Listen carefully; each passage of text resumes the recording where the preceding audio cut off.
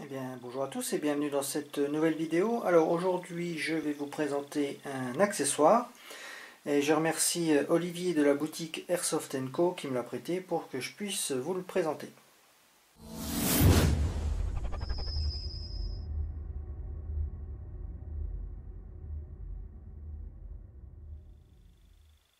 Alors, il s'agit d'une reproduction d'un boîtier type Einpec de marque Element et on peut le trouver sous la référence EX328 des balles E Mark II.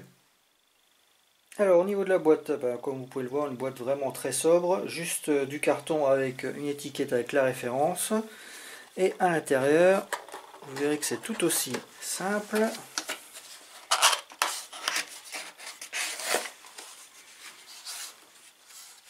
Donc vous avez le boîtier, un contacteur déporté, un verre, un filtre pour infrarouge et un petit manuel d'instruction.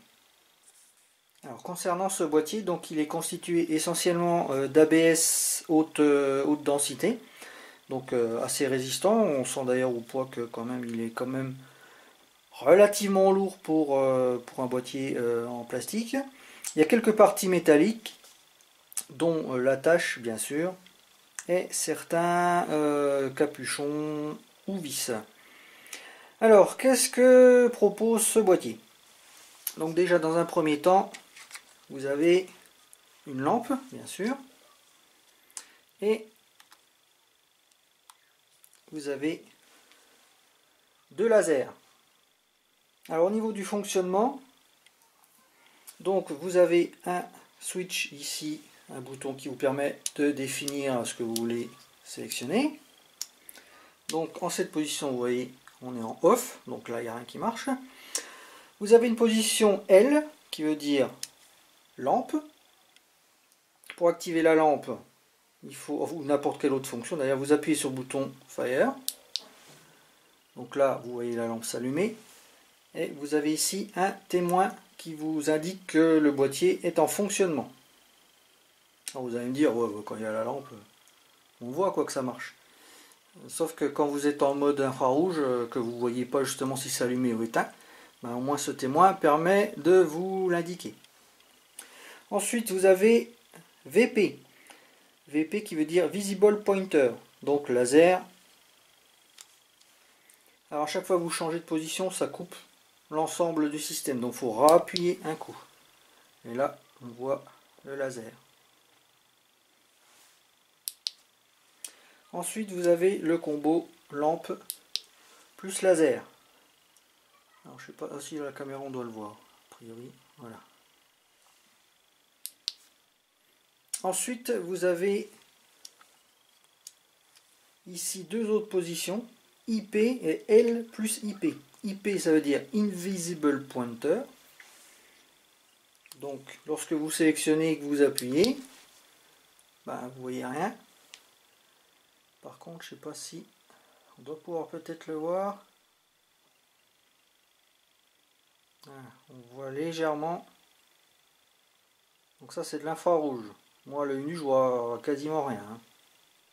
Et vous avez bien sûr le combo lampe plus infrarouge. Bon là. Alors lors du tournage de la vidéo, j'ai oublié de vous parler d'une chose. Vous avez la possibilité de passer la lampe en mode infrarouge grâce au filtre qui est fourni avec. Donc pour ce faire, il suffit de dévisser la bague indiquée par la flèche.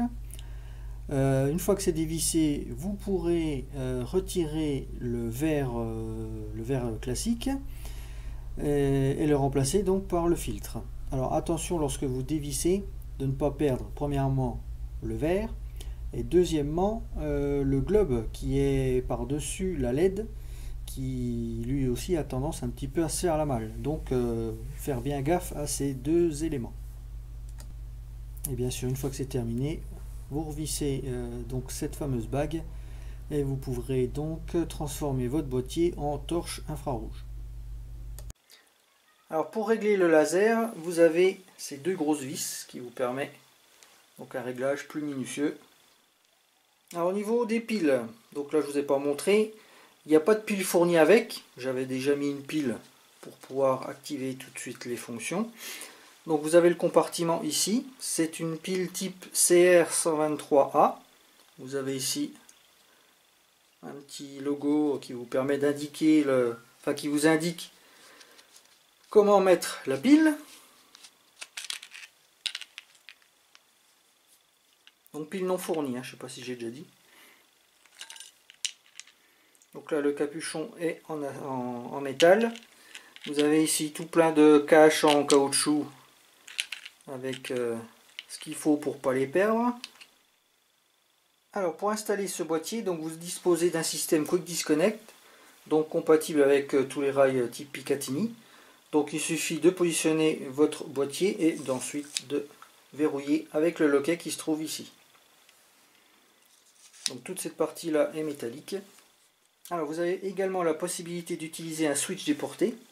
Donc la prise se trouve ici, donc elle est ici cachée avec un petit cache en caoutchouc. Donc vous pouvez faire basculer. Vous branchez le switch.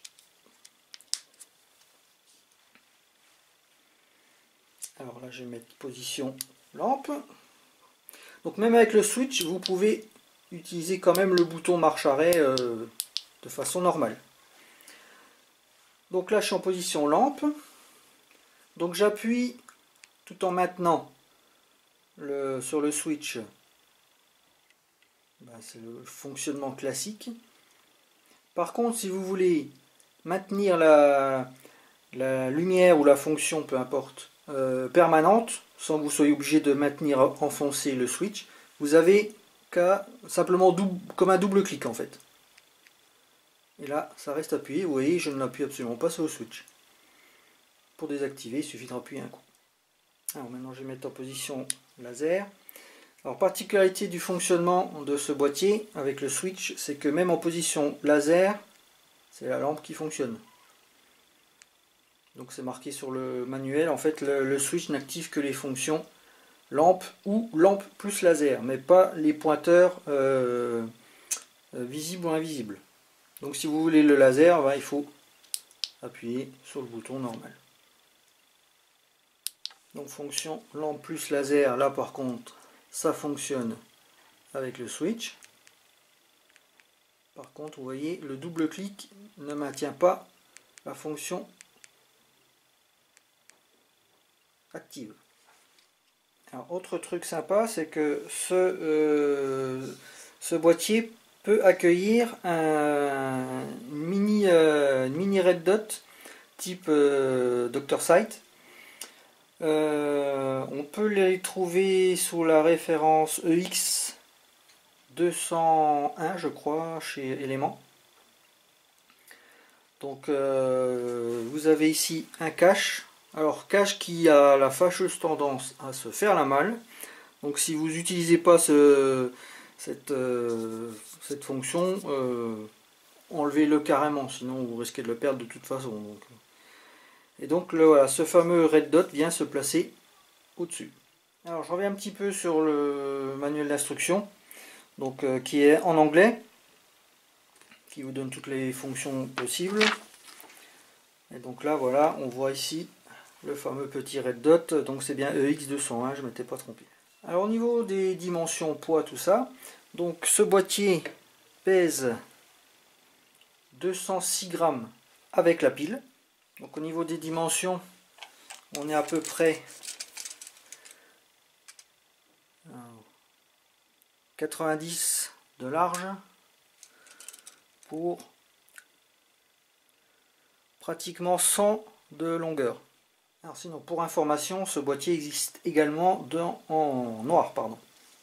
Alors, au niveau puissance de la lampe, j'ai malheureusement pas trouvé d'infos techniques, mais on doit être à peu près aux alentours de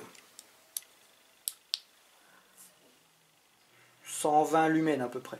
Parce que j'ai des lampes J'ai des lampes données à 100 lumens, on voit qu'elles sont un poil plus faibles.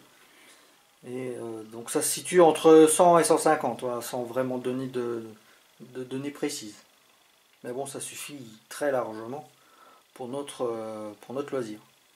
Et bien voilà, cette petite vidéo est terminée, j'espère qu'elle vous aura plu. N'hésitez pas à commenter, liker, à vous abonner comme d'habitude. Je remercie encore Olivier de la boutique Airsoft & Co de m'avoir prêté ce boîtier pour que je puisse vous le présenter. Et sur ce, je vous souhaite une bonne soirée, que l'Airsoft soit avec vous et à la prochaine. Ciao!